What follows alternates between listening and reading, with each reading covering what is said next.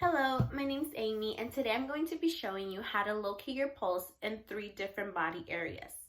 So pulse is one of the 4 primary vitals taken on a patient, whether they're hospitalized, a resident in a nursing home, or a doctor's visit. Pulse is very important because it measures your beats per minute that the heart is pumping. So it's a very important vital to take. So what you're going to need is to prepare your materials.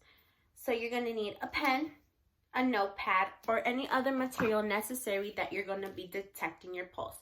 This in specific is a wrist pulse blood pressure. It takes the pulse and the blood pressure. So I'm going to show you where to locate and where you put the device on. You're also going to need a 60-second stopwatch or wristwatch or a cell phone, whatever you have in hand that is appropriate to use at the time. Just for demonstration, have a timer ready for 60 seconds. So once you have your materials gathered, you're going to wash your hands to prevent contamination and begin your procedure by explaining to the resident or the patient what you will be doing and what vital you will be taking. So once you've spoken to the patient, everything has been determined, you're going to start taking the pulse with your 2 fingers. Your index and your middle finger. It's always important to use these 2 because your thumb also has a pulse and can interfere with the pulse results from the patient. So always use your index and middle finger, either your right or your left, whichever is preferred or whichever you're more dominant with. So I'm going to show you the 3 different areas. So the first one, and most commonly used, is your radial. Your radial, you can take it manually, which is counting for 60 seconds, is right under your radial structured bone, which is your thumb. So you're going to follow your thumb until you reach your wrist. Put your 2 fingers and just slightly press until you feel a throbbing sensation. Once you feel it, you can continue to take the pulse for 60 seconds. And depending on whether the pulse is faint or strong, you're gonna press on it slightly or a little stronger depending on how hard it is. So the second one is your brachial. Your brachial is right here on your upper forearm, right here, anterior to your elbow. You're gonna use your 2 fingers again and press on it lightly until you feel the throbbing sensation again. Once you feel it, you can continue to take a pulse. But this one in specific is used mainly for blood pressure, for the blood pressure cuff, which is the black cuff that you use with a stethoscope.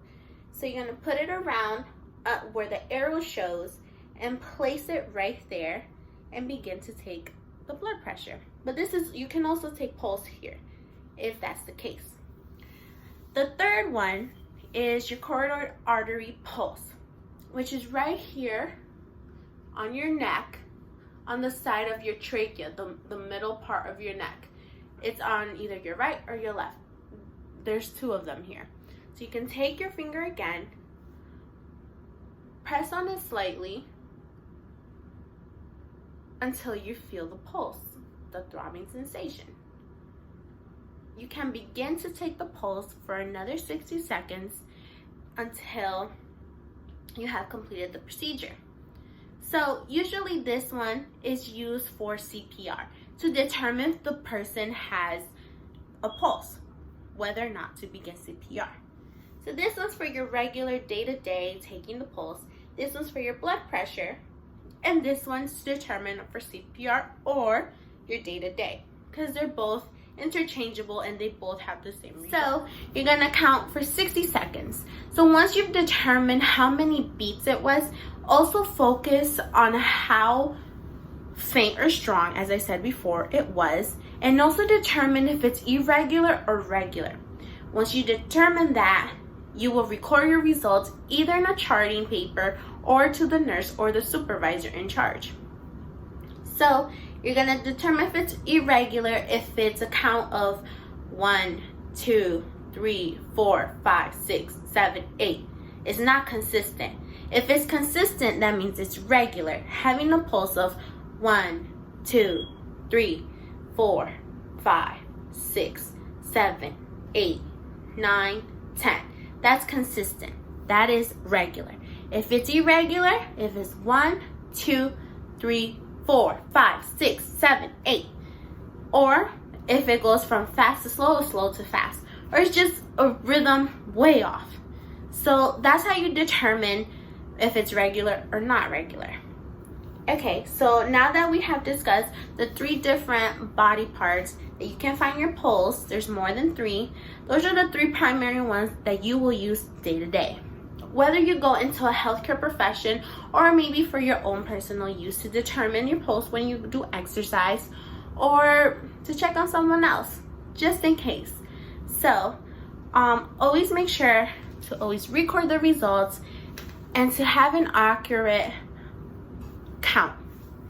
And if you may need to do it again, if you want to reassure yourself about the pulse. So thank you for watching.